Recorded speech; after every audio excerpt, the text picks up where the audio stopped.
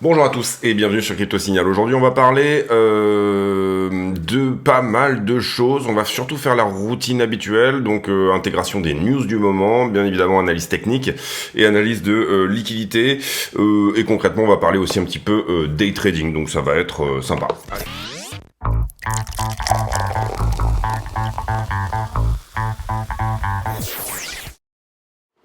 Alors, BTC face au dollar. Eh bien, toujours dans cette compression pour le moment. Ce qu'on peut noter, c'est éventuellement une perte ici de la petite trend qu'on avait mis là en 1 heure. Donc ça, c'est un signal assez baissier, mais vous voyez qu'on rebondit. Je vous ai mis les deux niveaux ici en 1 minute, carrément, qui tiennent un petit peu le prix pour le moment. Personnellement, je pencherais pour le fait qu'on va revisiter cette 4 heures là, donc en dessous, et perdre potentiellement la trend qui est celle-ci. Voilà, à voir, on va voir comment ça se développe. On est en week-end ici, donc c'est normal de sortir un peu par le côté des figures différentes qu'on a. On aura vraiment ici on va dire la vraie tendance d'une certaine manière sur quelque chose qui sera plus de l'ordre de, fin de journée, je dirais, vers 1 heure du matin déjà, le dimanche, ça commence un petit peu à s'activer un petit peu plus. On n'est pas loin du retest de la MA20 Daily. Bon voilà, moi c'est pas forcément nécessairement un critère. Maintenant, si on venait à passer dessous, on pourrait éventuellement avoir un dump plus important. Hier, je crois que c'était hier, ou peut-être non, c'était avant-hier, on est rentré sur ce niveau-là, 41 591, quelque chose comme ça, peut-être 691, et on a pris ce move-là. Juste avant, on avait pris celui-ci, là, la descente qui était là. On a pris ce move-là pour rester dans la contraction. Personnellement, je le voyais bien taper un tout petit peu plus haut, donc j'avais 42,9 en tête. J'ai un TP partiel qui a été pris autour des 42,5, donc par ici. On n'a malheureusement pas touché mon TP2, mais quand on a touché mon TP1, j'ai remonté mon SL au point d'entrée, donc là, je viens juste de me faire sortir de ce trade. Est-ce que ça peut push plus haut? Bien évidemment, on est sur le niveau 1 minute, là, donc voilà, ce serait même potentiellement un trade à prendre, mais voilà, j'attendais pas plus de ce trade, donc du coup je vais pas prendre celui-ci sur le niveau 1 minute actuel, tout simplement parce que je le sens pas, voilà. Si on descend sur le 1 heure, bon, on voit très bien que la 1 heure ici est perdue. On pourrait éventuellement, je pense, la mettre en 4. Non, même pas. Même en 4 heures, elle serait perdue. Donc là, on passerait sur une daily. Donc je pense qu'on peut enlever cette trend dorénavant puisqu'elle est perdue encore une fois. 1 heure, on n'a pas vraiment de niveau. Je pense que j'ai fait le tour en fait là, concrètement. L'idée, on va dire, substantielle, c'est qu'on est toujours dans cette compression, potentiellement en train de la perdre par le bas, ce qui était plutôt notre scénario. Maintenant, on est en week-end, donc attention, une réintégration est possible, et assez souvent également, on a des ranges, des triangles, qui se transforment tout simplement en range, c'est-à-dire, on en a évoqué la possibilité déjà depuis un moment, mais un range entre 40 et 44 est tout à fait plausible. Sur le swing qu'on a lancé à peu près sur cette zone-là, donc en short, eh bien, on vise 38,5.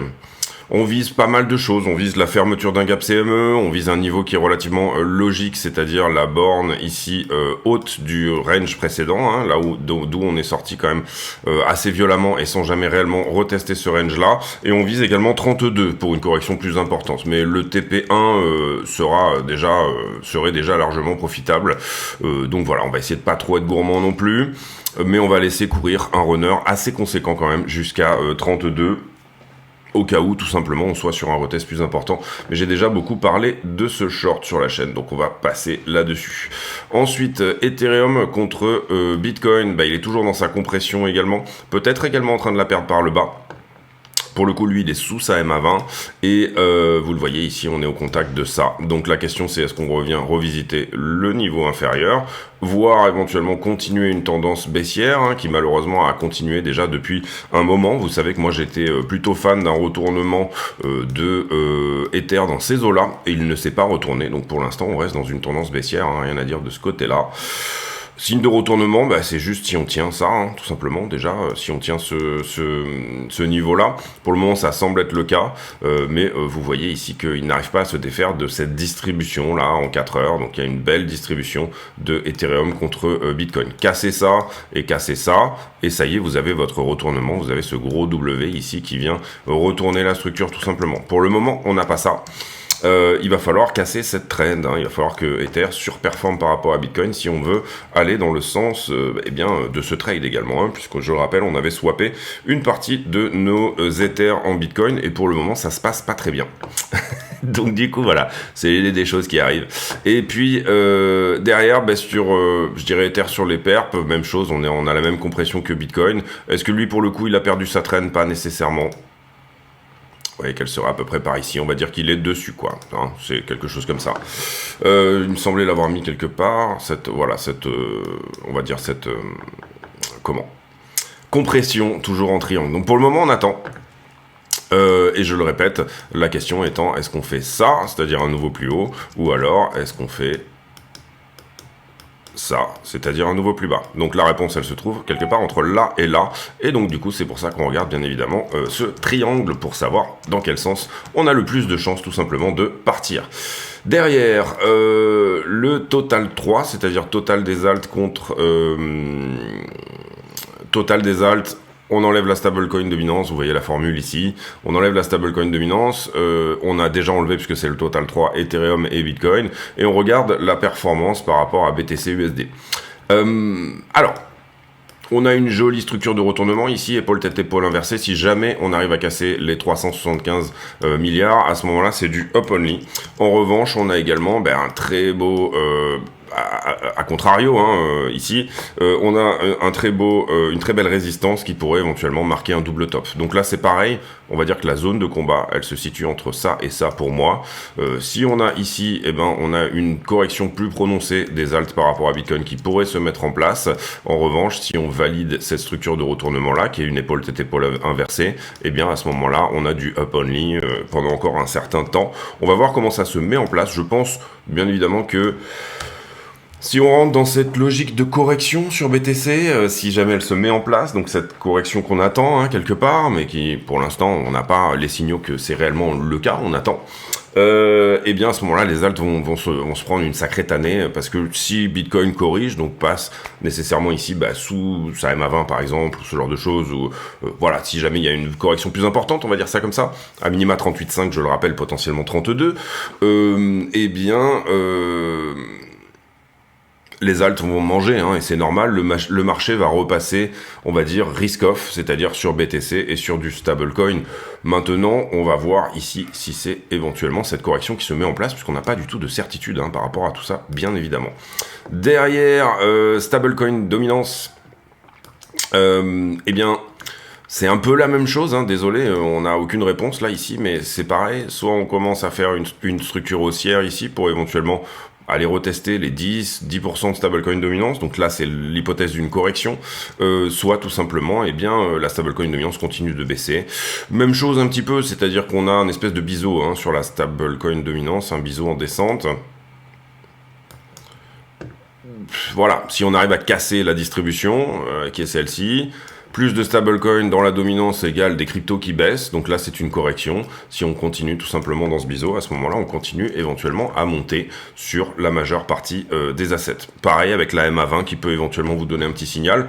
Il faudra la casser en daily hein, ici, hein, donc c'est pas encore fait. Et vous voyez ici que en tout cas, on a une petite structure corrective. Est-ce qu'on arrive à péter cette trend hein, c'est un petit peu ça la question. Si on la pète, on risque une accélération, on risque éventuellement une correction assez rapide.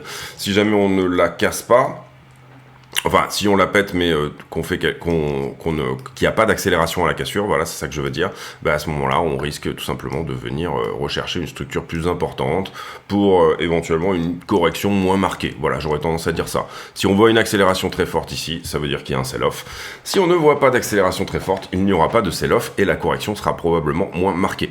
Je pense qu'ici, ça nous donne un petit peu aussi le ton de est-ce qu'on peut aller à 32 éventuellement, est-ce qu'on peut aller à 38,5, ou alors tout simplement est-ce qu'on peut rebondir sur les prix actuels hein, parce que je rappelle on fait des scénarios ici, hein, on fait pas de prévision de prix. Moi je ne suis pas Madame Irma, je suis quelqu'un qui investit et trade rationnellement, tout simplement. Voilà pour la partie technique. On va envoyer une petite page de pub et puis derrière on va se faire toutes les news et on fera également la liquidité en dernier. Allez, on y va pour la page de pub. Quels sont les moyens d'aider la chaîne? Eh bien, tout simplement, il y a déjà le bouton rejoindre ici sous les vidéos qui, moyennant une cotisation de 10 € par mois, vous permettra d'accéder à des vidéos privées. Ces vidéos, je les poste tous les jours. Vous voyez, on en est déjà ici à la vidéo numéro 57. Et dedans, on a des analyses approfondies sur le BTC, du risk management, du trade management, des analyses d'altcoin également. Voilà, petite vidéo tous les jours d'une vingtaine de minutes que je produis en plus spécifiquement pour les affiliés YouTube. Il y a aussi un moyen par le Discord d'accéder à ces vidéos. D'abord, vous venez sur le Discord, vous vous présentez ici. Il faut donc écouter ce que vous dit le bot ici de manière à accéder au serveur et ensuite rendez-vous sur l'onglet ici vidéo privée et vous pouvez lire ici toutes les choses qui vous permettront d'accéder effectivement à ces vidéos. Deuxième chose également, vous avez bien sûr le stand de merchandising que vous allez pouvoir retrouver sur la chaîne et qui du coup vous permet d'acheter des t-shirts Crypto Signal. Vous voyez, il y a quelques t-shirts marrants également et voilà, ça aide beaucoup également.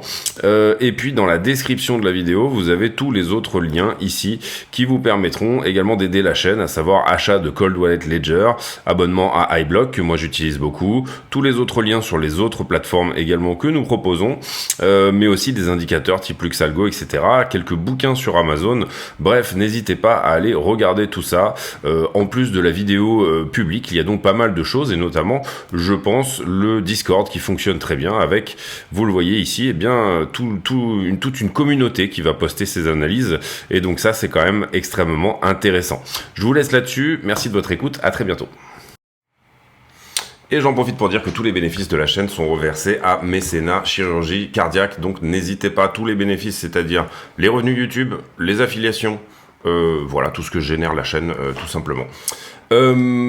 N'oubliez pas également de passer voir les t-shirts. On fait 3 ventes sur la totalité des ventes ici. C'est pas bien, il faut jouer le jeu. Et on va dire que je pense que sur Etsy, ça doit coûter la marge sur un t-shirt par mois à peu près, d'être publié, on va dire, sur Etsy. Donc du coup, si jamais ce truc-là est pas rentable, bien évidemment, je l'enlèverai. Donc c'est dommage quand même, voilà, d'avoir mis ça en place.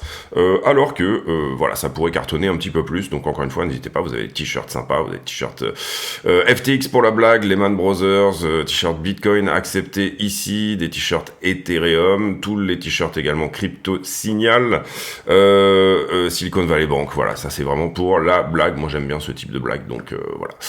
On va sur la news. Alors la news. Sur le Twitter, il faut que je commence à dire X maintenant, le compte X de la chaîne, ce que vous pouvez voir ici, c'est que le plan de réorganisation de FTX contient une disposition spéciale selon laquelle les créances vont être traitées à leur valeur au 11 novembre 2022. Donc ils sont en train de discuter, finalement, que si jamais vous aviez par exemple un BTC sur FTX à la date du 11 novembre, il devait être à peu près autour des 17 000 $, hein, le moment où FTX a déposé le bilan, eh bien ils vous rendront finalement quelque part 0,05 BTC, puisque maintenant on est plutôt autour des 40.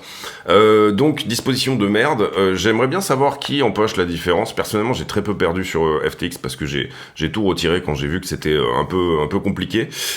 Notamment, j'aurais pu perdre beaucoup d'USDT, donc pour le coup, ça aurait été relativement $1 pour moi, puisque c'était la plateforme sur laquelle je tradais à l'époque.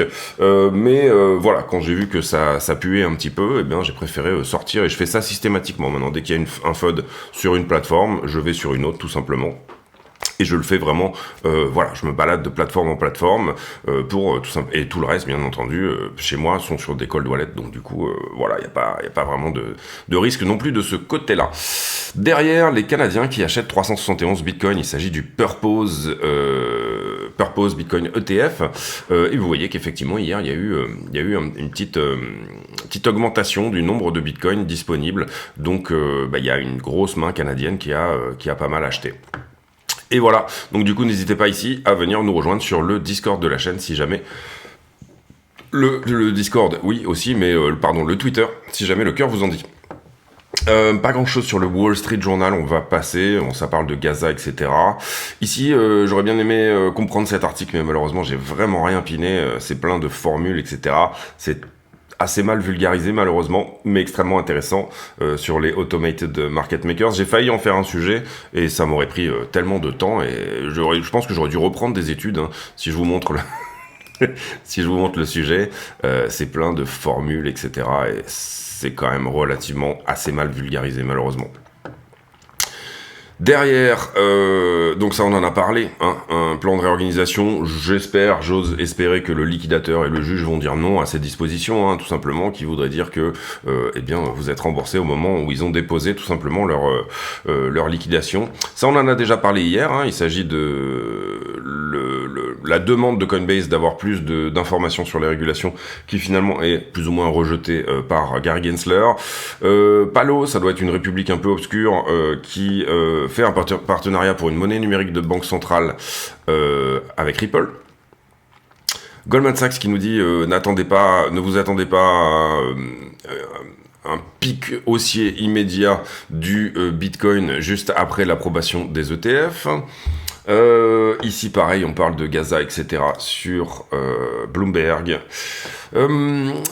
Les data au niveau du monde de l'emploi qui montrent que l'intelligence artificielle a fait perdre des emplois, mais les nombres ne disent pas. Alors j'ai pas lu l'article, mais d'une certaine manière, sur l'intelligence artificielle, oui, il y aura des pertes d'emplois, c'est relativement évident, hein, on peut le voir parce que l'intelligence artificielle on va dire, pour tout ce qui est service client, déjà, ça paraît normal. Ça sent bon. Je pense que c'est ma femme qui cuisine, ça sent très bon. Pour tout ce qui est intelligence artificielle, la perte d'emploi est relativement normale, mais l'intelligence artificielle a également cet avantage qu'elle augmente énormément, finalement, la productivité. Et elle répond par rapport au monde occidental, on va dire, à des problèmes également de démographie. Moins de gens pour faire le job égale moins de croissance. Ici, un apport de productivité significatif, par l'intelligence artificielle peut aussi régler une partie de ces problèmes-là. De toute façon, on le voit dans la robotisation, etc., hein, toutes ces choses-là. Il peut être finalement dorénavant peut-être intéressant de réindustrialiser, on va dire, peut-être des pays, là on le voit là-dessus, mais réindustrialiser des pays j'aime pas le mot développer, mais voilà, des pays occidentaux, on va dire ça comme ça. Développer des pays, les réindustrialiser, tout simplement parce que le critère main-d'œuvre est beaucoup moins important. On a plus ici un critère, on va dire, contrôle qualité, toutes ces choses-là qui vont éventuellement rentrer dans la main-d'œuvre. Mais également, je parle encore une fois pour les services clients, toutes ces choses-là, etc. J'ai vu un tweet assez marrant d'un mec qui se loguait en fait, qui payait pas l'abonnement à ChatGPT, mais qui, à la place, allait se loguer pour même fournir du code, toutes ces choses-là, etc. sur le service client. Je crois que c'est Aston Martin, le service client de Aston Martin, enfin, une dealership aux États-Unis, on va dire ça comme ça, un concessionnaire. Et en fait, finalement, il avait les mêmes réponses que ChatGPT, il lui demandait du code en Python, des choses comme ça, etc. Oui, les années présidentielles qui en général sont des années de win pour les actions US. Personnellement, je pense qu'on a un peu décalé cette récession. Elle aura lieu, la question est, est-ce qu'elle va être violente ou est-ce qu'elle va être relativement soft, et surtout, je pense également qu'elle a été décalée. D'où tout simplement la non-correction, on va dire ça comme ça, parce qu'il n'y a pas de récession hein, pour le moment. Calendrier économique, on en a déjà parlé hier pas mal sur la chaîne. On va passer donc sur la liquidité. J'en profite pour vous dire de mettre un like. Si vous appréciez le contenu, si tous les jours vous l'utilisez, on va dire d'une manière générale, si vous utilisez mes calls ou en tout cas mes sentiments, ce genre de choses, ou même que vous appréciez le contenu dans sa globalité, c'est très important de mettre un like, prendre les quelques secondes pour le faire, pour que la chaîne puisse grossir. 24 millions de liquidations sur Bitcoin et Ethereum par rapport à un total de 113. Donc ça veut dire qu'on a beaucoup corrigé sur les alts, on a beaucoup liquidé. On a liquidé quasiment autant de longs que de short. Donc ça c'est intéressant, un peu plus de longues, certes. Carnet d'ordre donc sur le spot, beaucoup d'ordre hein, ici. Il va falloir, si on veut passer au travers de tout ça, il va falloir quand même un petit peu de momentum et de la vente market. Hein. Donc soit une news, soit quelque chose qui se met en place. On voit qu'on a perdu quelques ordres à l'achat ici, hein, mais beaucoup d'ordres à l'achat dans cette zone-là, on peut vraiment le dire. Là, on voit qu'on en a un qui s'est décalé pour plus bas. Ces ordres à l'achat sont parfois fil, parfois pas du tout. Là, je pense pas que c'est du flan, en tout cas. Hein. Là, on peut voir qu'il y avait un petit peu de spoofing, c'est-à-dire on met des faux ordres pour ça aussi, ça en était également. Là, je pense pas que ça soit trop le cas. Hein. Je pense que c'est vraiment, il y a une volonté d'achat entre tout simplement 39 et 40. Le code, j'ai oublié de le faire vendredi. Le code sort tous les vendredis sur le CME, donc c'est les informations qu'on a à peu près sur le CME, et il sort tous les vendredis, il prend en compte les datas jusqu'au mardi précédent. Qu'est-ce que ça veut dire? Ça veut dire que là on le regarde, on est le 17 décembre, vous le voyez ici, et on regarde le code du 12 de mardi dernier en fait, d'accord? Mardi prochain on n'aura pas le code, mais le vendredi suivant on aura le code qui prendra les datas du mardi du coup 19. Donc, il est sorti vendredi, ce code, qu'est-ce qu'il nous dit? Des institutions principalement longues, d'accord, positionnées en longue, des market makers brokers qui sont principalement short, ils absorbent tout simplement la pression acheteuse que donnent les... Excusez-moi, je suis un peu troublé. Ils absorbent la pression acheteuse que les institutions mettent, et l'argent leveragé, on va dire les gros traders ici, sont plutôt positionnés short à raison de 62%. Ici, on était à 100% la semaine dernière, donc il y a une petite prise de profit du côté du CME. Est-ce que c'est que le début, ou est-ce que ça y est, c'est fini? C'est un peu la chose qu'on peut se demander, bien évidemment, sur les niveaux actuels. En ce qui concerne les marchés en levier, on avait dit qu'il y avait un point à prendre ici, c'est désormais chose faite. On a toujours une augmentation ici, vous le voyez, du funding, avec une descente du prix, donc je prends ce niveau et je le décale ici. Ok, pas mal de choses à prendre en dessous. Maintenant, on a aussi là-dedans du short qui prend profit. C'est-à-dire que à la descente ici, j'ai du short qui prend profit, tout simplement parce qu'on voit quand même une diminution du nombre de contrats. Ça serait extrêmement baissier si on avait en même temps une augmentation du nombre de contrats, l'open interest, et en même temps une hausse du funding, en même temps qu'on voit le prix baisser. Donc là, c'est un peu moins baissier, c'est pour ça qu'on va pas le mettre en 2 pixels. On va rester ici sur... Et on a toujours des spreads qui sont relativement positifs, et une demande au spot qui est plutôt en berne actuellement. Les... poche de liquidité, on est sur un delta shorter longueur qui est pile poil à l'équilibre. Ça veut dire que sur les 5 derniers jours, j'ai en valeur autant de personnes en long que de personnes en short. C'est ça qu'on regarde. Bien comprendre ici que un rebond est possible. On voit qu'il y a quand même un tout petit peu de liquidité de ce week-end qui a été en short, et aller prendre en revanche 41,5 est possible également. On a peu de choses là tout de suite sur la 5 jours qui est baissière en termes de liquidité. Petite poche de liquidité en haut, mais voilà, pour le moment, le mouvement, on va dire, a été fait, c'est-à-dire là, on avait trop de longues, le mouvement a été fait là-dessus. Ensuite, on avait cette jolie mèche 1 minute, c'est là qu'on a fait notre entrée, parce que la mèche était en 1 minute ici, donc on s'est dit, il y a très peu de longueurs qui ont eu le temps de rentrer là-dessus. J'ai refait une vidéo hier assez longue sur le trading pour les affiliés, donc vidéo spécifique, sur le fait de trader le temps. Autant que vous tradez le prix, c'est l'idée en partie du trading également. Mais donc là, du coup, on a eu une entrée pixel sur notre longue. On avait déjà eu une entrée pixel ici sur ce short-là. On a eu une très belle entrée pixel sur notre longue. Maintenant, est-ce qu'on peut dire que il y a plus de liquidité ici dans cette zone? C'est-à-dire qu'on ne viendra pas aller chercher sous cette mèche-là. J'aurais tendance à être quand même un petit peu plus créatif que ça, personnellement. Mais par contre, vous voyez qu'on a un tout petit peu de liquidité de week-end, donc ça ne met pas de côté la possibilité d'un petit pump pour cet après-midi. Donc ceux qui veulent faire un peu d'intraday, personnellement, je ne prendrai, je pense pas celui-ci. Ah, c'est chiant ça. Excusez-moi, je mets en pause. Ok, alors donc ici sur la One Week, ce qu'on peut voir, c'est que la liquidité des L1, L2, L3, donc les leviers les plus forts, on va dire, si je vous rajoute les autres, voilà, pour moi c'est moins intéressant, pourrait nous emmener autour des 44 500. Et derrière, en revanche, donc reprendre le top, finalement c'est ça l'idée, avec un point chaud autour de 43,6, donc possibilité d'y aller. Maintenant, je trouve qu'il y a de plus en plus de liquidité intermédiaire ici, juste en dessous du prix, pour éventuellement revenir revisiter 40 dans cette zone-là. Si on perd 40, on va sortir de la One Week, c'est-à-dire qu'on va sur potentiellement et encore une fois, c'est un peu le scénario qu'on joue nous, mais une correction plus importante. On sort de la One Week pour aller chercher la liquidité mensuelle en bas. Au fur et à mesure qu'on reste en haut, là, dans cette structure un petit peu en descente ici, on fait rentrer de plus en plus de longues. Donc il n'est pas exclu une reprise du top, tout simplement ici, donc sur la zone des 45 600, pour ensuite avoir le vrai drop.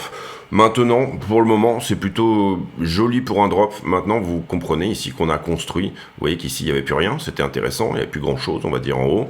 C'est pour ça qu'on a pris ce short, hein, en partie. On l'a pas pris que pour la liquidité, mais pour beaucoup pour price action également. Maintenant, le fait qu'on ait fait ce rebond ici a réenclenché beaucoup de liquidités intermédiaires, on va dire de la zone de 43 500 à 43 000, de 43 500 à 45 500. Donc là, si on voit qu'on rentre dedans, il y aura peut-être une entrée longue à faire également pour revenir tout simplement choper le top, éventuellement clôturer le short sur lequel on est, mais ça, pour le moment, je le laisse tourner, c'est très bien. Et puis, potentiellement, rouvrir un peu plus haut. Maintenant, nous, ce qu'on voudrait venir chercher, c'est tout ce qui s'est construit depuis ces 2 dernières semaines. Concrètement, hein, ici, si je vous prends là 1 mois, je la coupe en 2. On va dire même 3 semaines maintenant, hein, on est plutôt là-dedans. Voilà, ce que j'aimerais bien venir chercher, moi, c'est quelque chose dans cette zone-là, autour des, encore une fois, sous les 35, sous les 38. Beaucoup ont pris profit là-dedans. Pourquoi et comment on le voit? Tout simplement, on va regarder le funding. Le funding n'est pas non plus à des niveaux complètement déconnants. S'il était à des niveaux complètement déconnants, ça serait effectivement le moment de dire oui. Là, il est à 0,028. C'est un niveau conséquent, mais pas déconnant. C'est quand même un niveau conséquent. Donc, on a ici l'information que la majeure partie du marché étant longue, et iBlock nous dit où il est. Hein. Enfin, c'est un algorithme qui essaye de deviner où il est, hein, quelque part. Mais concrètement, voilà, sous les 40 et sous les 36, on a plus de valeur potentiellement, bien évidemment, puisque le funding est positif, que sur les 45 300. Au plus on reste dans cette zone-là, et au plus le funding diminue, et là pour le moment c'est pas le cas, on a un funding qui augmente, je le rappelle, donc ça veut dire plutôt des entrées de longueur sur ce week-end, hein. Maintenant, s'ils reprennent le momentum, tant mieux pour eux. Eh bien, au plus, on pourrait percer au travers. Ce que je veux vous montrer ici, c'est bien évidemment, vous vous rappelez de ce petit drop ici d'une dizaine de %. On était allé chercher finalement toute la liquidité un peu fraîche, toute celle qui s'était mise en place, les longueurs un petit peu retardataires. Et ici, qu'est-ce qu'on a là-dessous? On a bientôt la même valeur. Donc, il y a une possibilité, en fait, finalement. Je vais passer sur Ethereum, parce que c'est à peu près la même chose, mais on va faire du coup la conclusion de la vidéo. Une possibilité de faire ce truc un peu similaire, vous le voyez, de blab, blab, blab, blab, blab. Vous voyez ce genre de, soit un biseau, mais en gros c'est à chaque fois, oh ça repousse, oh ça repousse, oh ça repousse. Globalement, si je devais montrer une structure qui ressemblerait éventuellement, c'est une possibilité, hein, c'est pas nécessairement ce qui va se passer, mais quelque part je dirais que ça pourrait ressembler à ça. Ce genre de des gros push vers le haut, effectivement, mais un biseau en descente, vous le voyez ici, le biseau, très propre, pour aller chercher tout simplement la borne précédente. C'est quelque chose, je crois, que j'ai montré sur... il me semble que je l'ai montré hier sur... il y avait un post qui représentait tout à fait ça. Ici, structure en montée larvée. Ici, structure en montée larvée, d'accord.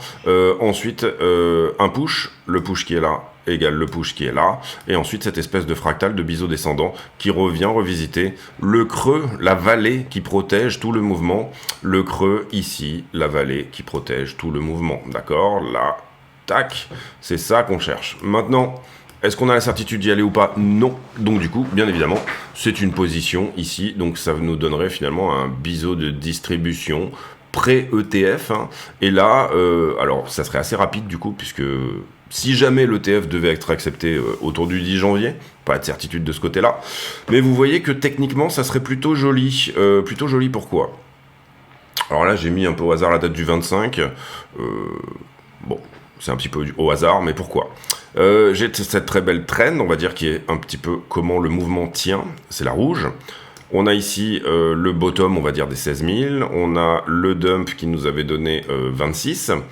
On a pour le moment accéléré, et pour le moment on est sur la trend, hein, celle-ci. La trend, si je devais vous la mettre par exemple dans le fractal là, elle serait quelque part par là.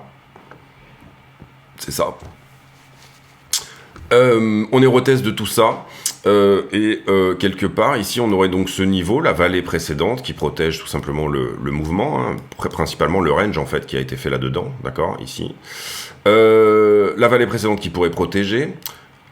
Ici, on reviendrait éventuellement tester également la trend globale du mouvement, hein, la moins agressive de toutes, on va dire ça comme ça. Derrière, on viendrait également fermer un fair value gap. Enfin voilà, il y a des tas de choses ici qui peuvent éventuellement opter dans le sens de ce scénario. Et encore une fois, on ne prédit pas les prix. On dit juste, moi, ce que j'ai envie de jouer là, ici, maintenant, c'est ça. Combien je prends du parti de mon capital de trading pour jouer ça? Est-ce que c'est 2%? Est-ce que c'est 4%? Est-ce que c'est 10%? Est-ce que si j'ai des confirmations, j'augmente ma position? Finalement, les confirmations ici, ça serait ici par exemple perdre la trend la plus agressive, hein, celle que je vous montrais tout à l'heure, qui fait la jonction entre les 26 et les 37. Est-ce que si j'ai ces confirmations-là, j'augmente? Également, on a une très jolie trend ici qui, si elle est perdue, nous ramène à ce point pivot-là, qui serait les 34. Même le point pivot, pardon, excusez-moi, je vais essayer de vous... Excusez-moi, ma charte est plutôt chargée, mais globalement, la trend, elle est là, la trend actuelle, la plus agressive de toutes, ok. Derrière, on a une trend un petit peu moins agressive qui est là-dedans, d'accord. La rouge. Le point pivot est ici, 36,7, possibilité également. Si jamais je couche la trend actuelle, ce qu'on est peut-être en train de faire, on va voir hein, si ça se confirme, mais c'est possible. Que derrière, on vient accoucher également celle-ci. La théorie des points pivots vous dit que on va la mettre à plat. Donc le point pivot ici pourrait être éventuellement dans votre trade également ce que vous recherchez. Moi, c'est un petit peu intermédiaire. Moi, je recherche plus vraiment ce que je vous ai montré juste avant. Mais cette méthode des points pivots, elle marche super bien avec les trends. Enfin, en tout cas, c'est quelque chose qui fonctionne vraiment pas mal. Parce que ça vous donne... des points d'entrée, des confirmations, etc. Là, par exemple, en l'occurrence, vous pouvez dire... Je décide de rentrer maintenant, ou en tout cas à la confirmation que la trend est perdue. Pour attaquer, on avait parlé donc de ça, le point pivot. Pour attaquer ça, et donc je pars tout de suite du principe qu'on va perdre ça. Si jamais on rebondit là-dessus, mon TP partiel, bien évidemment, il est là-dessus. Si jamais on rebondit là-dessus, mon trade est profitable. Après, je me cale au point d'entrée, mon SL, etc.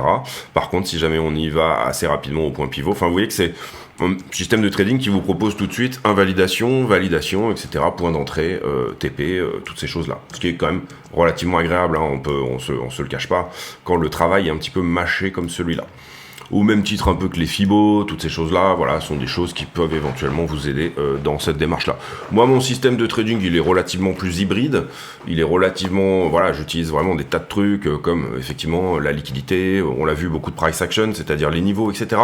Mais en tout cas, c'est les points pivots est quelque chose que j'utilise relativement souvent.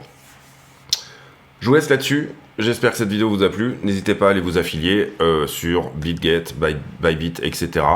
Je rappelle que pour moi c'est un journal cette chaîne, c'est-à-dire que j'ai pas besoin de cet argent qui va être généré par la chaîne. Donc du coup, n'hésitez pas encore une fois à venir soutenir le projet. Je pense que je suis la seule chaîne humanitaire au monde, en tout cas à ma connaissance. Donc voilà, n'hésitez pas à soutenir toutes ces choses-là, avec du like, avec tout ce que vous pouvez effectivement également donner gratuitement, mais aussi les affiliations, c'est également quelque chose qui est gratuit, ou autre, d'accord? Donc ce que on va dire ici, c'est que j'ai pour habitude également en fin de vidéo de poser une question à la con, c'est-à-dire une question qui n'a rien à voir avec le prix du Bitcoin. Et la question du jour, j'ai une petite galère sur Linux, Ubuntu, des lignes de commande, etc. Si jamais il y en a un parmi vous qui est un pro du Linux et qui éventuellement peut m'aider, manifestez-vous en commentaire et du coup n'hésitez pas à éventuellement, venir potentiellement m'aider sur le Discord par exemple pour cette petite galère que j'ai. Et pour le coup, j'offre à celui qui trouvera la solution l'affiliation, c'est-à-dire l'accès à toutes les vidéos à vie. Voilà. Portez-vous bien, désolé c'était une question à la con, pas trop à la con, plutôt intéressé, mais c'est pas grave, on en fera d'autres. On se retrouve demain pour une nouvelle vidéo, merci de votre patience, fidélité et bienveillance dans les commentaires, à très bientôt, ciao.